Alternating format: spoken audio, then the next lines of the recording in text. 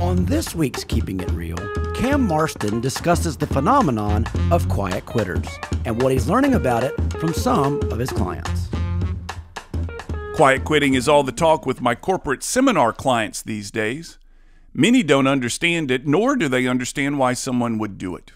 My clients could, of course, go through some extra effort to ask their employees about quiet quitting, but most won't because it's too much work, which is, ironically, what quiet quitting is all about. Not willing to go the extra mile because of the extra work required and its dubious benefit. It's easier to believe a popular narrative than actually sleuthing it out, getting some answers, and fixing it. For those unaware, quiet quitting is where employees simply refuse to hustle, refuse to step up to extra challenges or opportunities presented by workplace leaders. The employees have serious doubts if the extra work or hustle will lead to anything beneficial. The phenomenon is largely affiliated with the youngest elements of today's workplace, roughly those under about 28 years old.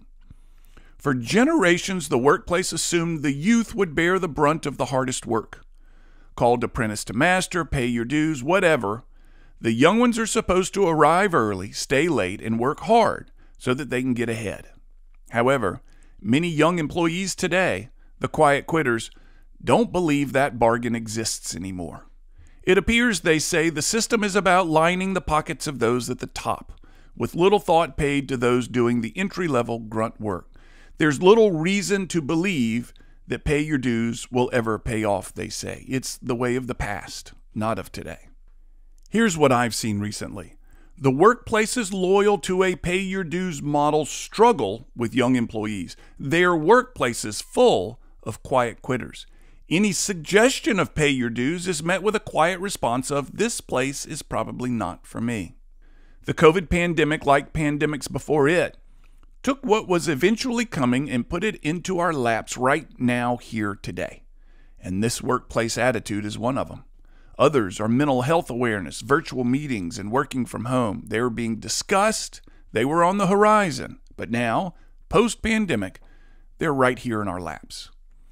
My clients not experiencing the quiet quitters are early adopters of what they saw coming.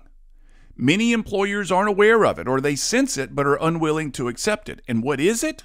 Simply, the workplace model has flipped.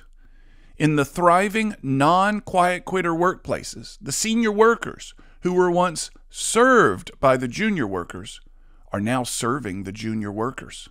They're asking, what do you need to be successful here, and how can I facilitate it? Pay your dues inverted. The reason? Technology, parenting trends, schooling, lots of things.